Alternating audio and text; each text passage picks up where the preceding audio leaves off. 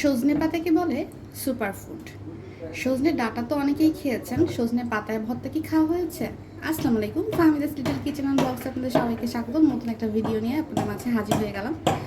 আজকে হচ্ছে সজনে পাতা ভর্তা করব। প্রথমে হচ্ছে যে কোনো ভর্তায় সরিষার তেলটা ইউজ করার চেষ্টা করবেন। সজনে পাতার ভর্তাও যে এত মজার হয় আজকের ভিডিওটা দেখলে বুঝতে পারবেন। এখানে হচ্ছে আমি একটা রুই মাছের টুকরা দিব।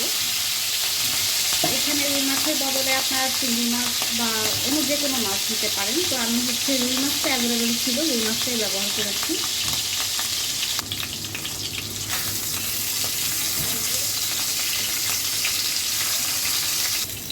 মাছটা যখন একটু ভাজা হয়ে যাবে, এখানে হচ্ছে কেটে ধুয়ে রাখা একদম একদম নরম যে কচি যে সরষে পাতা থাকে ওইটা দিয়ে দিব।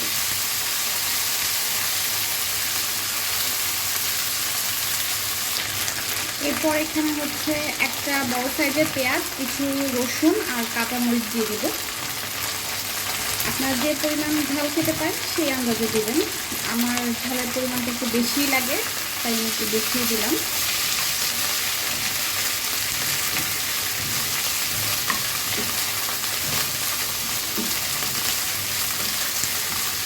একটু ভেজে নেব, একটু ভেজে নিয়ে তারপরে সিদ্ধ করার জন্য পানি দিয়ে দিব খুবই সামান্য পরিমাণে। এটা দেখেন একদম নরম হয়ে গেছে।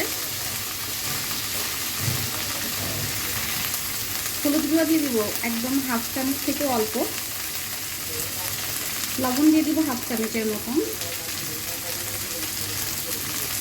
সব কিছু আলাদা একটু ভালো ভালো করে নেব।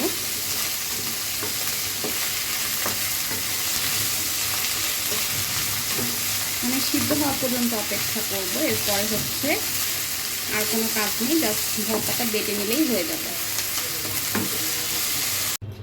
এই যে আমার মাছ পাতা এগুলো সব হচ্ছে ভাজা হয়ে গেছে। এখন একটু ঠান্ডা করে তারপর হচ্ছে বেটে নিতে হবে।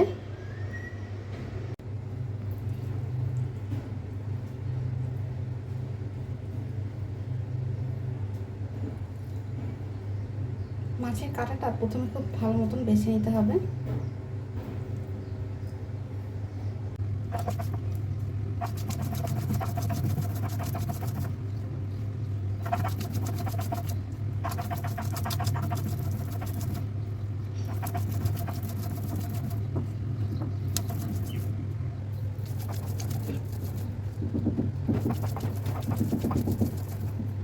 এই যে ভর্তাটা মিহি করে বাটা হয়ে গেছে।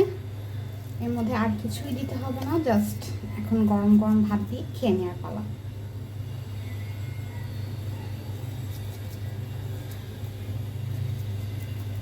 বাসায় কিন্তু অবশ্যই ট্রাই করবেন, এই ভর্তাটা খুবই মজার হয় আর খুবই হেলদি একটা ভর্তা আর কি।